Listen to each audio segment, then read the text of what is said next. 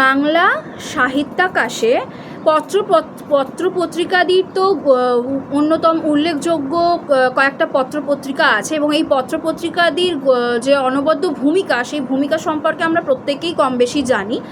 তো একটা পত্রিকা হলো ভারতী পত্রিকা, যা মাসিক পত্রিকা ছিল এবং যা শ্রাবণের 1284 বঙ্গাব্দে শ্রাবণ সংখ্যায় বেরিয়েছিল, প্রকাশিত হয়েছিল, যার সম্পাদক ছিলেন দ্বিজেন্দ্রনাথ ঠাকুর। 1291 থেকে 1301 এই বঙ্গাব্দে স্বর্ণকুমারী দেবী এই পত্রিকার সম্পাদনার দায়িত্বে ছিলেন।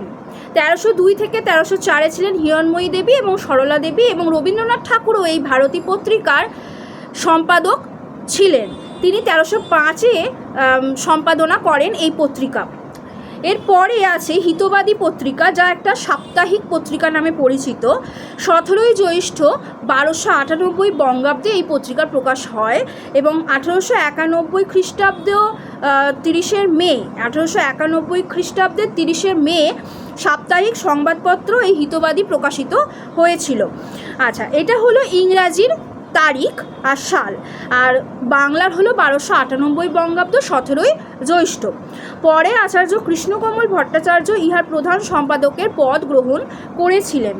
এর সাহিত্য বিভাগের সম্পাদক যিনি ছিলেন হিতবাদী পত্রিকার, তিনি হলেন রবীন্দ্রনাথ ঠাকুর।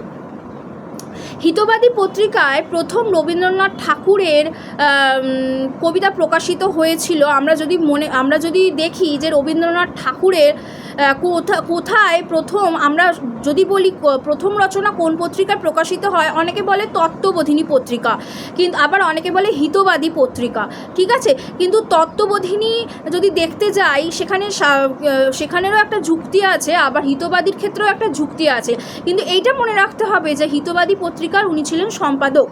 আচ্ছা, সাধনা পত্রিকা হলো মাসিক পত্রিকা, যা অগ্রহায়ণ মাসের অগ্রহায়ণ সংখ্যা বলা হয়, মাসটাকে আমরা সংখ্যা বলবো পত্রিকার ক্ষেত্রে, এবং 1298 বঙ্গাব্দে এই মাসিক পত্রের প্রথম সম্পাদনা হয়, প্রকাশ হয়েছিল, এবং এর সম্পাদনার দায়িত্বে ছিলেন সুধীন্দ্রনাথ ঠাকুর, দ্বিজেন্দ্রনাথ ঠাকুরের যিনি ছিলেন চতুর্থ পুত্র।